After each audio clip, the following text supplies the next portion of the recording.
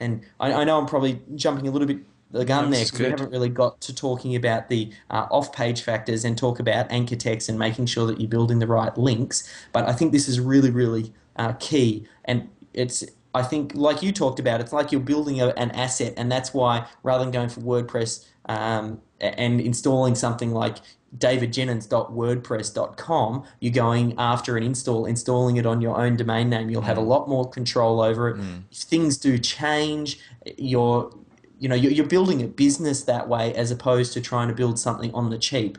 And really, domain names, $10 each. If you can't afford to spend $10 on a domain name, then go get a part-time job, save up, make yourself $10, and then do it because it's the cost of doing business online. Cool. So what you're saying is that it's critical to have the right keywords inside your domain name.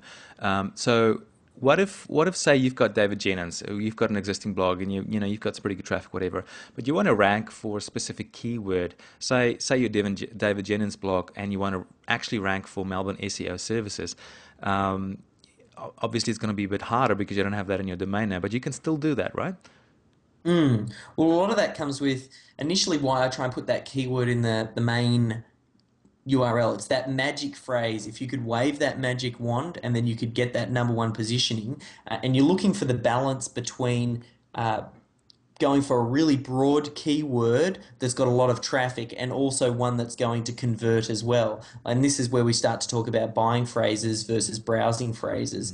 A Okay. buying phrase is someone who's typing in Sony Handycam SRH11, like relative to just Sony or Handycam or video recorder. Those video recorder is a very generic, broad phrase. It's going to have a lot more buying. It's going to have a lot more people browsing for Handycam, and they're not necessarily ready to make a purchase. When you compare that to a longer tail, more, I am a buying phrase like that Sony Handycam S11 whatever, or whatever it may be in your particular niche, those keywords, you almost want to find a balance for your primary money keyword that you put in your domain name up the top here. You want to find that balance between both being broad and also so there's enough searches going on and also the buying phrase. And that's where you find that sweet spot. And that's if I could rank for that keyword, that'd be fantastic. And then when you start to do your keyword research later on,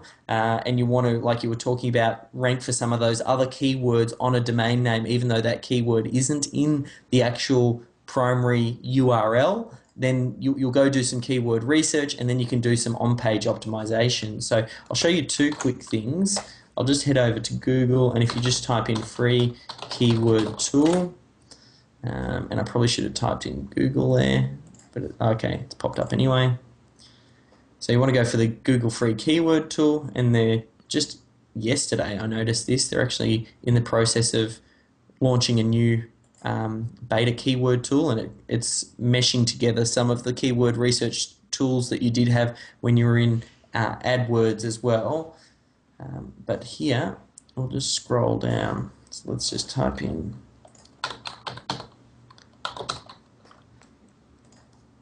Now, this is a good tip for doing SEO for your blog as well. So let's just say your money phrase. Let's say we'll just keep going along the SEO services theme, and I'll just hit search. And what you'll find here, a couple of things of interest.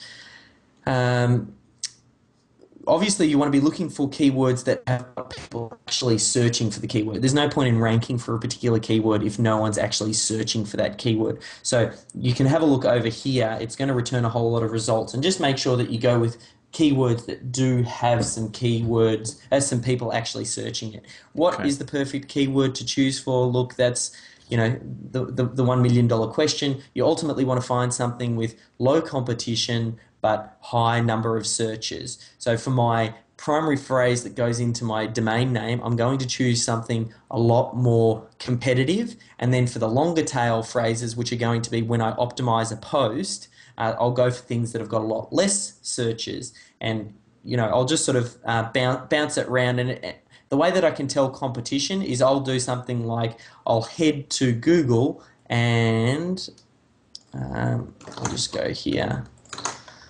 And let's just say, oh, Let me think.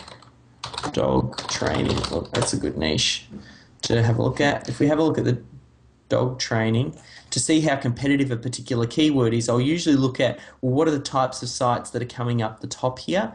And you can see, okay, we've got Wikipedia's up the top, and then we've got is the keyword in the domain name? Does it look like they've put the keyword in the title tag? This will give you an idea as to how competitive they are. I'll also look at each of these pages and double check what the page rank is, because if I find I don't mind that the first couple might have a high page rank, but I'm looking for that page rank to drop quite quickly. So the first one might be a page rank 2, and I'll show you what page rank is.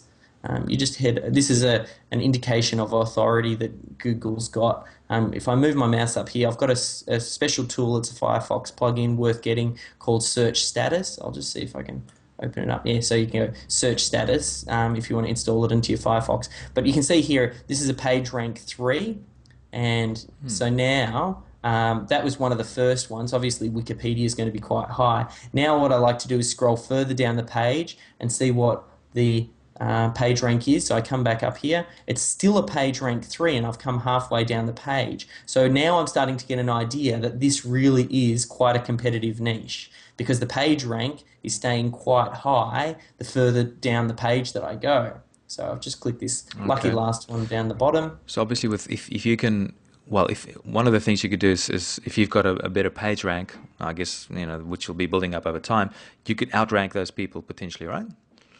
Yeah, yep.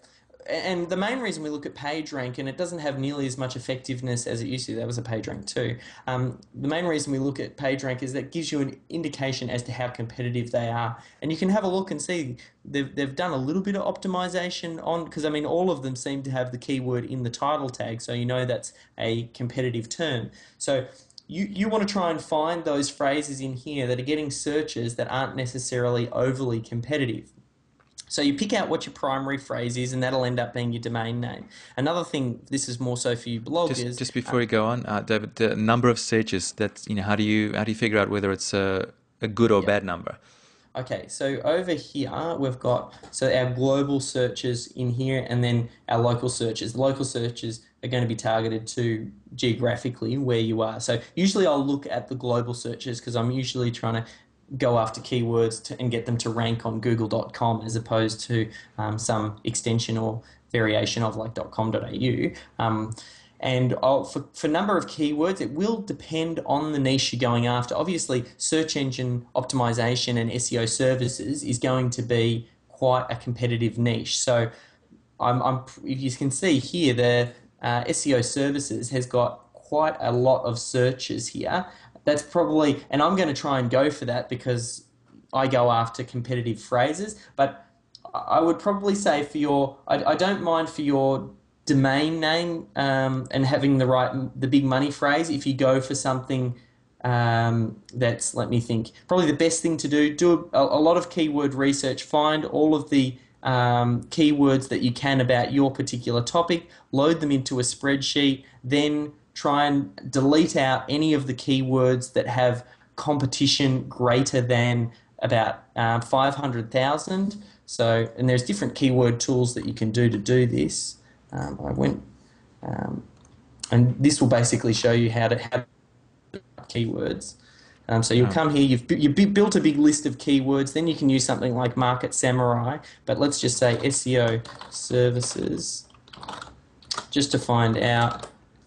I'll put it in the quotes like we talked about. So over here, 3 million results for that specific exact phrase. Now that's going to be a hell of a lot of people to try and compete against. So look at doing is look for anything that has, when you do this searching your, for anything that has competition of 500,000 or below. At least that's something there's not super competitive. Okay, Dave. And then sorry, just before you go, you just broke up a little bit there. So basically, for this search, you make sure you've got the inverted commas going, and then you do the search, and for anything you're saying below 500,000, is that right? That's what you should be looking for.